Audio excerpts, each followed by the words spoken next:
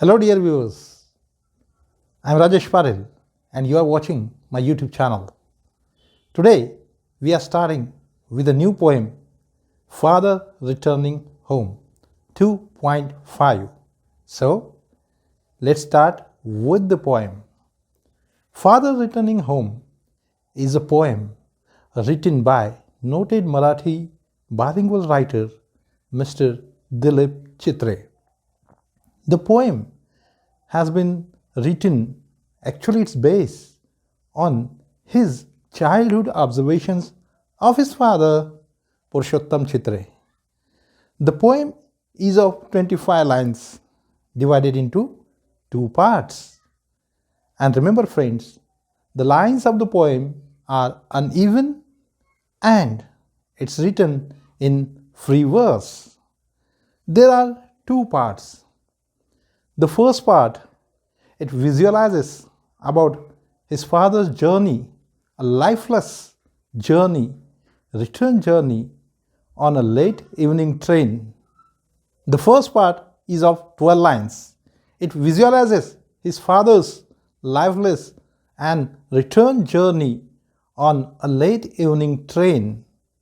Silent commuters, the humid atmosphere, rainy season makes the picture more gloomy.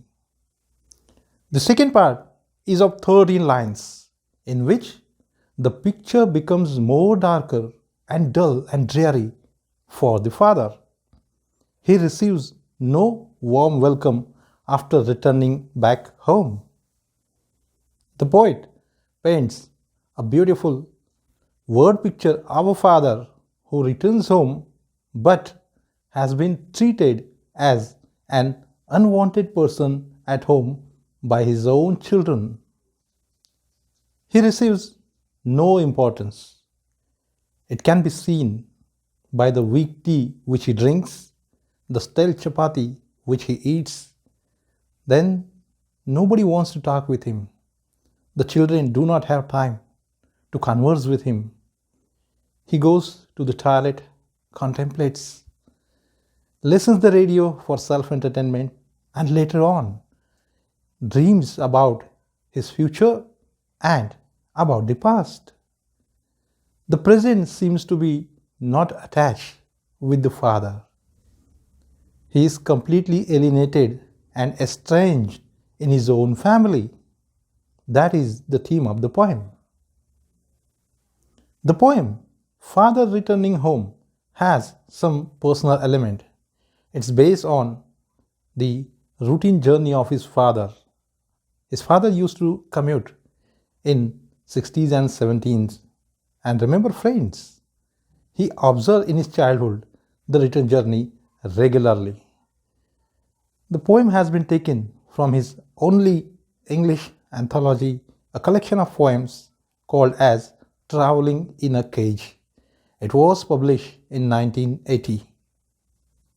The poem paints the picture of a train journey and the suburban life of 60s and 70s. In this poem, he narrates in details about his father's return journey and also the suburban life in those days. Now about the poet. Poet Dilip Chitre was born in 1938. He was a writer, a poet, a filmmaker, painter, and also a famous columnist. For some time, he was also a teacher. And he wrote in Marathi as well as in English. He received the Sahitya Akademi Award for poetry as well as for the translation work of Sant Tukaram's spiritual abhangas named as Says Tuka. Through his poems, he focused on the estranged life of metropolitan city and the suburban area. Remember friends, his famous movie was Ardha Satya, which was based on his own poem. The movie was released in 1983 and received National Award. Exile, alienation, self-disintegrated, and death are some of the widely used themes in his poems. His writings, Bombay Portrait and the Marathi collection of poems, Ekun Kavita, become very famous. He died in 2009 at the age of 71. Now it's time to understand the poem in Hindi.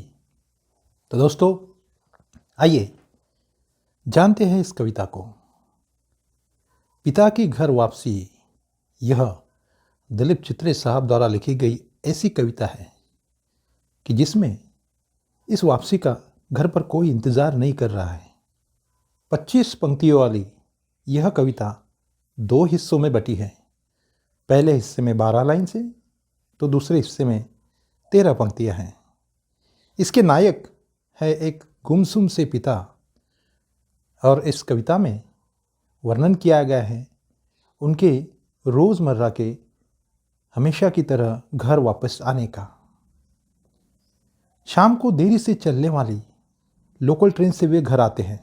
इस उनके रोज़ाना सफ़र के साथ कवि ने वर्णन किया है कई चीज़ों का, जैसे उनका गीला लिबास, धब्बे से भरा हुआ उनका बरसाती कोट और कीचड़ से सनी हुई वह चप्पल जिसे पहनकर वो आते हैं।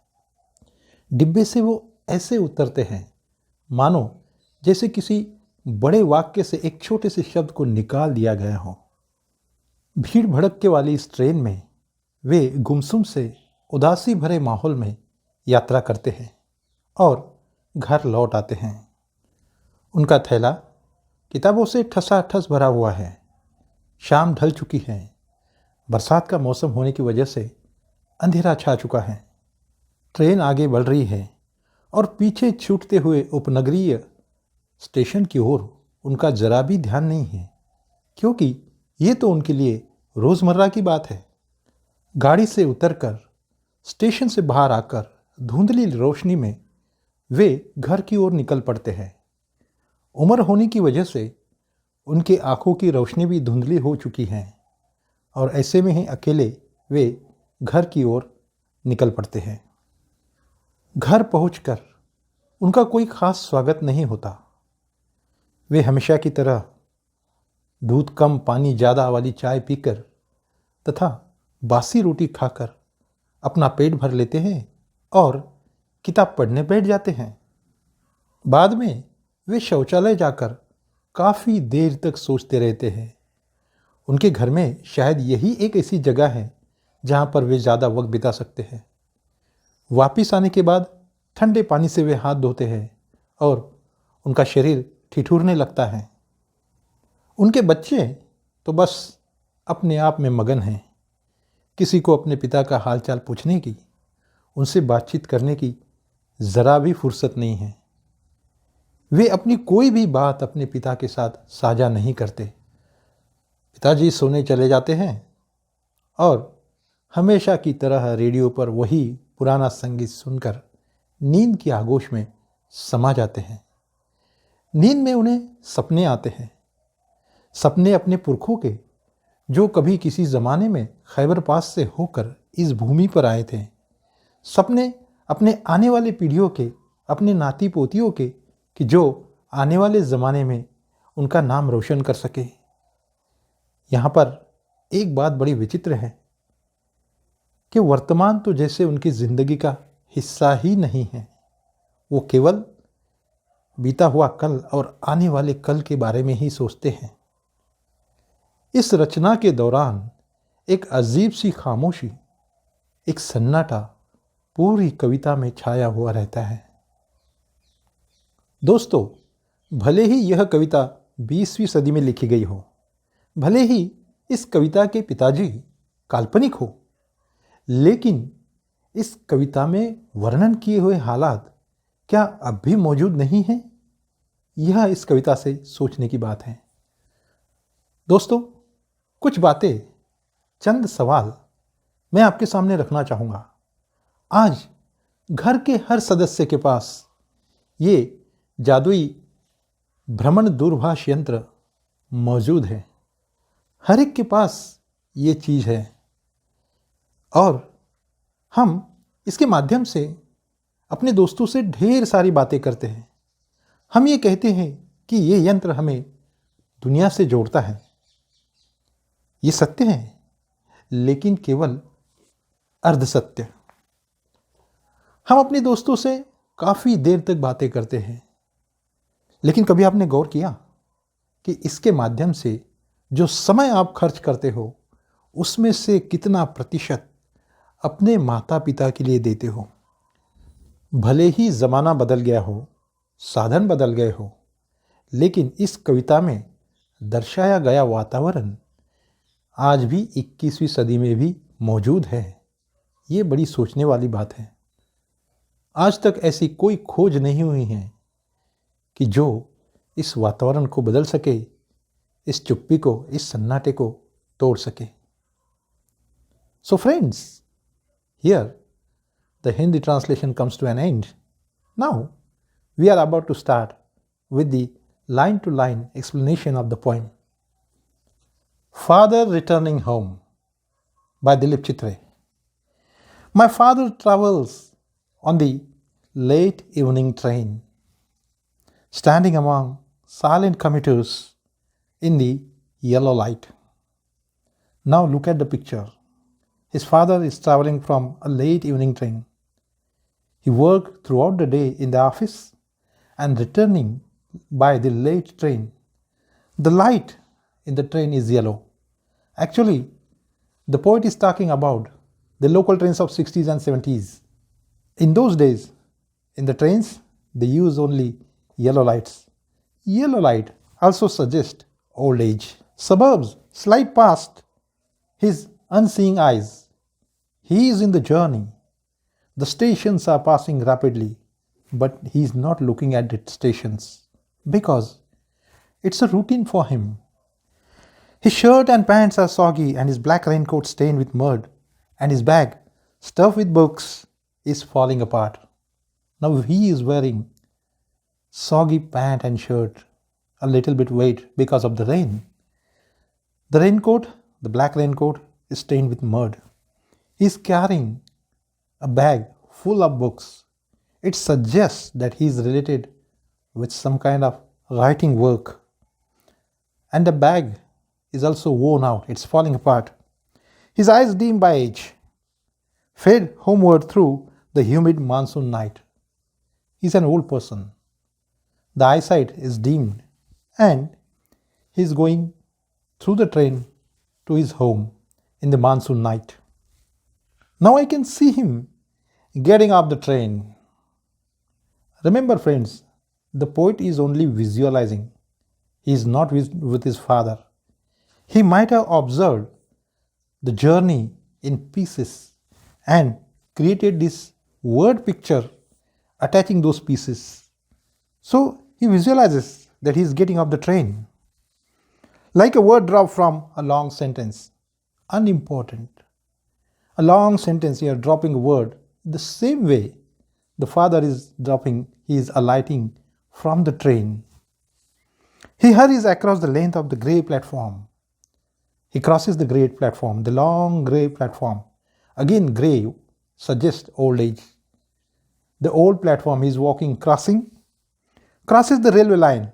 Now, instead of using the bridge, he crosses the railway line, enters the lane. After crossing the line, he enters the lane. It's a very typical Mumbai suburban station.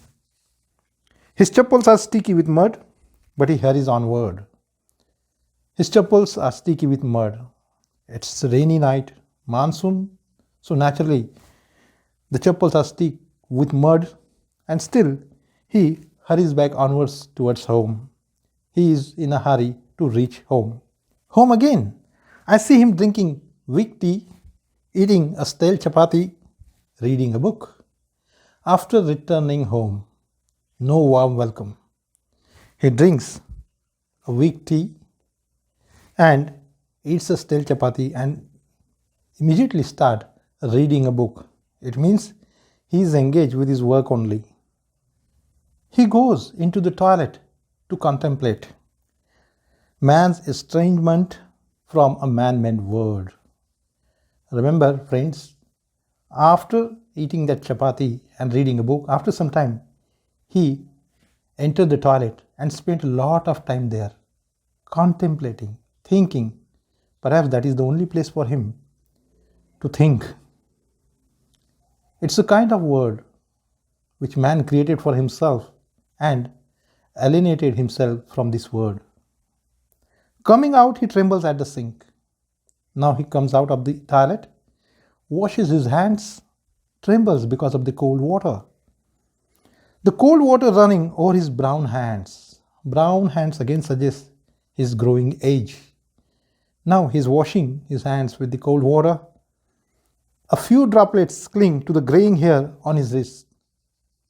Again, graying hair suggests his old age. He washed his hands and there were some droplets remained on his grey hair. His sullen children have often refused to share jokes and secrets with him. His kids, they are bad-tempered. They do not care for their father. So naturally, they refuse to talk with him, share their secrets and jokes with him. He will now go to sleep. Now it's time to sleep. At last, he goes to sleep. Listening to the static on the radio, dreaming of his ancestors and grandchildren, thinking of nomads entering a subcontinent through a narrow pass. And that is the last part of the poem. The last lines describe how he is thinking only about the past and the future. Even in his dream, he sees only the nomads which entered this country thousands of years before. And again he is thinking about his grandchildren. He is completely alienated from the present. And that is the irony of the situation. Now, dear viewers, the poem here comes to an end. In the second part, we will discuss about the poetic devices and the poetic appreciation. Till then, keep watching and liking this video and do not forget to subscribe my channel. So friends, see you next time. Bye.